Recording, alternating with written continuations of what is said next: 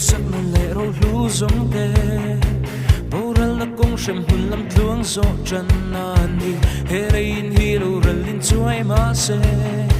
kan ta na lo man min tiam tu ngei kharin mo ro pui na la lu kum min chan tir do kan ma mi huai kan ma sa song te nen chuan phak na la moi sain kan leng sa do chu mun chu ka then hun na chuan lei rung ngai na akia nga vangel ho nen sai chan dam tu chu kan phaka mang ngai tu an chu lua ma cheng tu ri eng tia na sai nge rong i bon sel don krista ki sen hu chu he lei ya ya kan sual tan nan an se tom pro sa uang chuat ta ro pui na la lu kum min chan tir do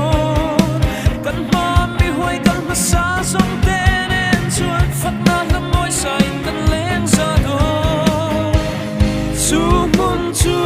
ka then hun na chuan lei rung ngai na akia nga vangel ho nen zai chan dam tu chu kan phaka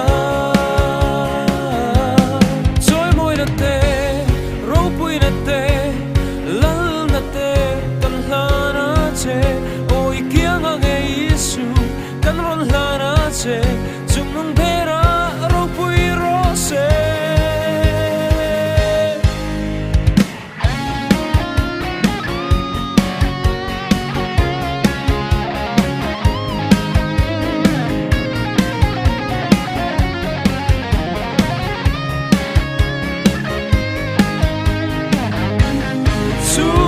chu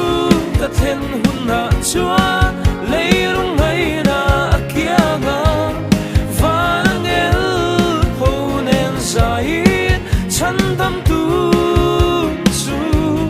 chu mun chu ka then hun na chuan